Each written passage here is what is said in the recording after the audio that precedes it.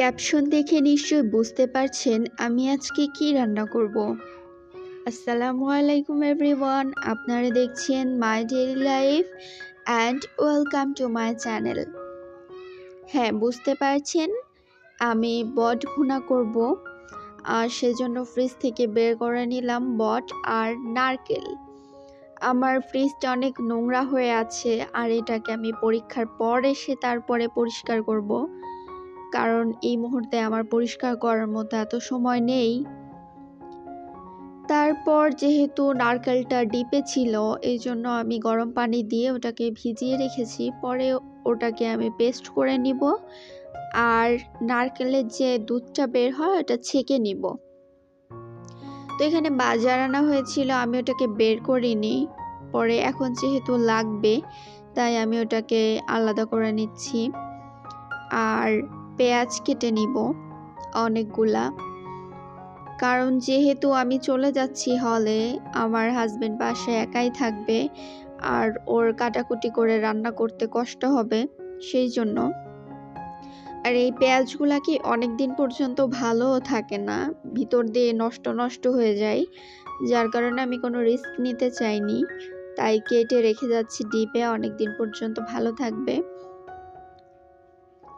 Box করে রেখে দিয়েছি সুন্দর করে। আর এদিকে আমি আলুও কেটে নিয়েছি আজকে রান্নার জন্য, আর রসুনটাকে আমি পেস্ট করে নিয়েছি, কারণ রান্নায় আমার লাগবে। আর নারকেলের দুধটা বের করে নিয়েছি, এটা গাঢ় দুধ। আর আরেকটু দুধ আছে যেগুলা অনেক পাতলা, ওগুলা আলাদা রেখেছি, ওগুলা আলুটা সিদ্ধ করার সময় ব্যবহার করব। তারপর চুলায় পেঁয়াজ দিয়ে দিলাম। আমার ফ্রাই প্যানে রান্না করার কোনো ইচ্ছা ছিল না, পরে ভাবলাম আবার কড়াই নোংরা করব, যার জন্য এটাতেই করে নিয়েছি। তো পেঁয়াজটাকে আমি একটু গোল্ডেন গোল্ডেন করে ভাজবো, আর এর মধ্যে দিয়ে দিব রসুন বাটা। আর রসুন বাটা দিয়ে একটু নেড়ে চেড়ে তারপরে দিয়ে দিব এলাচ, লবঙ্গ আর জিরা বাটা। দারুচিনি দিতে আমি ভুলে গিয়েছিলাম, সেটা পরে দিব। আর এক হাত দিয়ে সব মশলা দেওয়া যায় না আসলে, কারণ আমি এক হাত দিয়ে ভিডিও করে আর একটা হাত দিয়ে রান্না বান্নার কাজ। তো হলুদ গুঁড়া আর লবণ এখনই দিয়ে দিয়েছিলাম। এটা একটু নেড়ে চেড়ে নিয়ে তারপর আমি আলু দিয়ে দিব।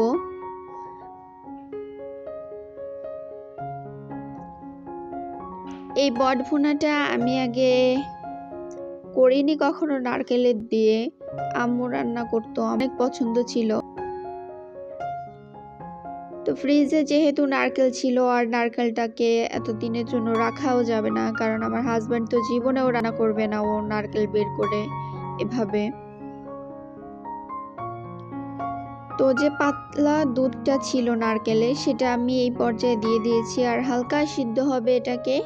আর বট আমার সিদ্ধ হতে বেশিক্ষণ লাগবে না, কারণ আমার শাশুড়ি মা ওটাকে সুন্দর করে পরিষ্কার করে সিদ্ধ করে তারপরে দিয়েছে, একদমই সময় লাগবে না বটটা সিদ্ধ হতে। আলুটা কষানো হয়ে গেছে, এবার আমি বটটা দিয়ে দিব এর মধ্যে। আর আমি তেল কম দিয়েছি, তারপরেও বটটাতে অনেক তেল ছিল, যার কারণে পরে রান্নাতে এত তেল মনে হয়েছে।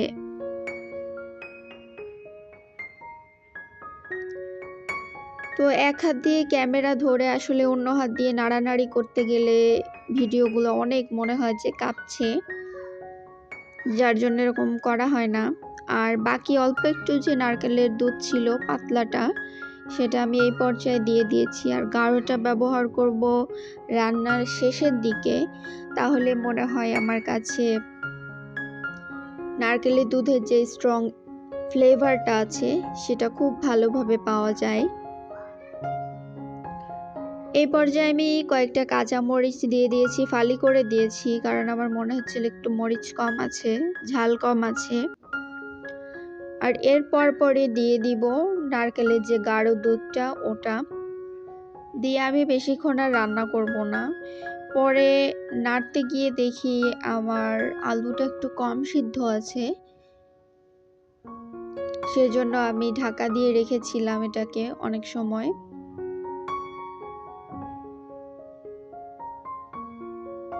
একদম লো হিটে করে তারপর ঢাকা দিয়ে রেখেছি।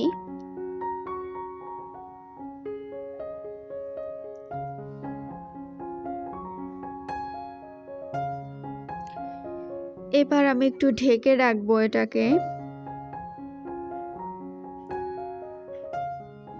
আর বেশিক্ষণ রান্না কমপ্লিট হতে বাকি নেই। একটু ভালো করে নাড়াচাড়া করে তারপর এখনই আলুটা সিদ্ধ হয়ে গিয়েছিল।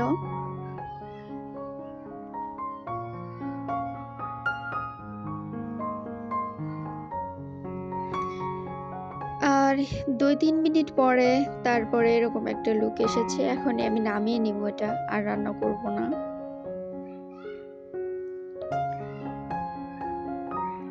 ও নামাজ পড়ে আসার পরপরই আমরা খেতে বসে গিয়েছি। আর ওই ভাত বেড়ে দিচ্ছিল, সাথে ডাল ছিল, কিন্তু এই তরকারিটা হলে আমার আর কিছুই লাগে না। এখনই আমার মনে হচ্ছে একটু খাই।